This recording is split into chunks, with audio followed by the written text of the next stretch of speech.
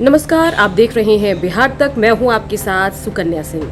उत्तर प्रदेश विधानसभा चुनाव के नतीजे आ गए हैं और नतीजों के आने के बाद इसके आकलन का दौर शुरू हो गया है। जहां नतीजों में बीजेपी ने प्रचंड बहुमत हासिल की है, वहीं दूसरी ओर बिहार की सबसे अहम पार्टी में से एक जनता दल यूनाइटेड भी उत्तर प्रदेश के विधानसभा चुनाव में अपनी किस्मत आजमा रही थी।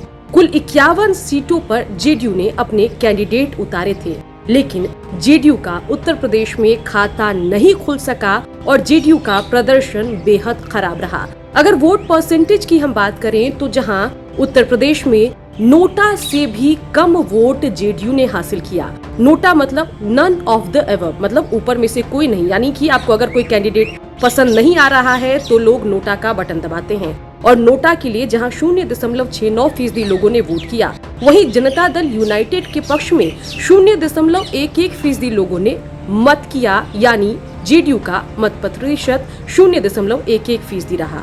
कुल मिलाकर प्रदर्शन बेहद खराब रहा।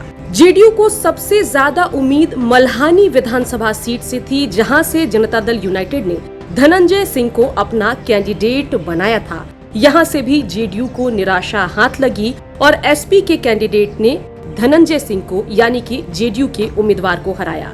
बता दें कि मल्हानी सीट पर शुरुआती कुछ घंटों की गिनती में धनंजय सिंह आगे भी चल रहे थे। जेडीयू को उम्मीद थी कि मल्हानी सीट पर धनंजय सिंह के सहारे शायद उत्तर प्रदेश में जेडीयू का खाता खुल जाए, और वहां पर भी जनता दल यूनाइटेड को कुछ खास हासिल नहीं हुआ। चलिए मल्हानी सीट पे आंकड़े क्या कुछ रहे जान लेते हैं। सपा के कैंडिडेट को जहां 94,677 वोट मिले और सपा के कैंडिडेट ने जीत दर्ज की, वहीं जनता दल यूनाइटेड के धनंजय सिंह को 78,711 वोट मिले।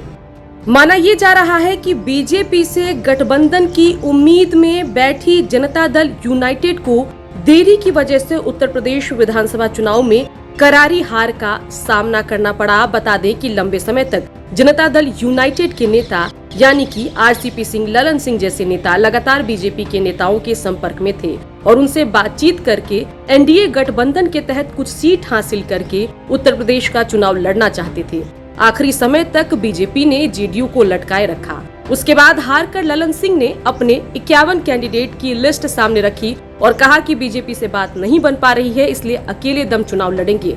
गाहे बगाहे चुनाव प्रचार के दरमियान कई मौकों पर ललन सिंह ने माना भी कि देरी की वजह से नुकसान शायद नतीजों में उत्तर प्रदेश में जनता दल यूनाइटेड को उठाना पड़ जाए, और इसी देरी की वजह से, कम तैयारी के साथ लिस्ट लेट से देने की वजह से और फिर प्रत्याशियों के प्रचार अभियान में कमजोरी की वजह से जनता दल यूनाइटेड उत्तर प्रदेश में कोई चमत्कार नहीं दिखा सकी और अपनी ही किरकिरी कराती हुई वहां पर नजर आई। उत्तर प्रदेश का विधानसभा का रण जेडीयू के लिए इसलिए भी अहम हो गया था क्योंकि जनता दल यूनाइटेड का टारगेट था कि अगर 6% वोट जेडीयू को उत्तर प्रदेश में मिल जाए तो फिर उसके राष्ट्रीय पार्टी बनने का रास्ता आसान हो जाए, लेकिन वोट मिला सिर्फ 0.11%। तो कुल मिलाकर जेडीयू को भारी निराशा का सामना करना पड़ा उत्तर प्रदेश के चुनाव में।